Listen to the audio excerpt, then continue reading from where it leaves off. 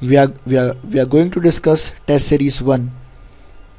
Now we are at the linked type questions.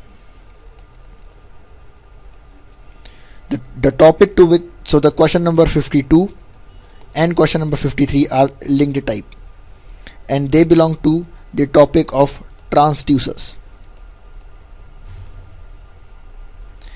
and subtopic of strain gauge. So first of all, I am going to read question number 52. It says a strain gauge is bonded to a beam which is 12 cm long and has a cross-sectional area of 3.8 cm square. The unstrained resistance and gauge factor of the strain gauge are 220 ohm and 2.2 respectively. On the application of load, the resistance of the gauge changes by 0.015 ohm. If the modulus of elasticity for steel is 207 giganewton per meter square, then the change in length of the steel beam is. So in question number 52, they are asking to find us the change in length, that is delta L. We have to find it out. So first of all, we will write what all things are given in the question itself. So length given is 12 centimeter. We will convert it into meter, so it will come as 0.12 meter. Area is given as 3.8 centimeter square, so it will be 3.8 into 10 raised to the power minus 4 meter square. Value of resistance R is 220 ohms. Value of gauge factor, which is given as 2.2.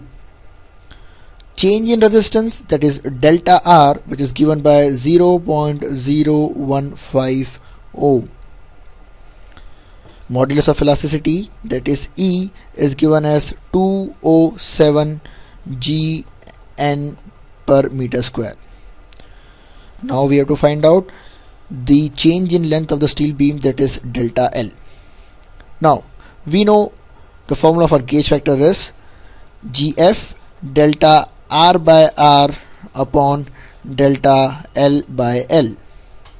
So delta L by L is equals to delta R by R divided by gauge factor. Delta L is equals to delta R by R into L upon gauge factor.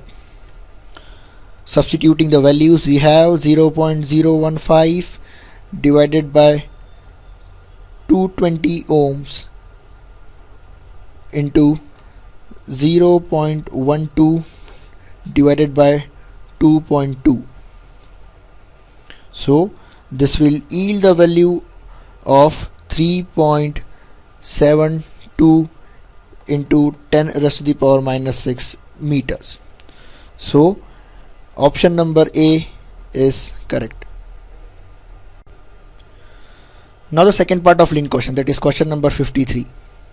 So question number 53 asked us to calculate the amount of force applied to the beam. That is, we have to calculate the amount of force applied to the beam. Now we know the formula for Young's modulus, that is stress, that is E is equals to stress divided by the strain. So I am denoting stress by sigma and strain by epsilon. Okay, now so sigma is equals to E into epsilon. Now E is equals to epsilon is delta L, that is strain is delta L by L. Now after putting the values, we are having the value as E is given as 207 giganewton per meter square into 3.72 into 10 raised to the power minus 6. This thing we have found in the previous question, and it is 0.12. So the value of stress is 6.417 into 10 raised to the power 6 Newton per meter square. Now stress, we know that it is force per unit area, and we have asked to find out the value of force. So it is 6.417 into 10 raised to the power 6 Newton per meter square.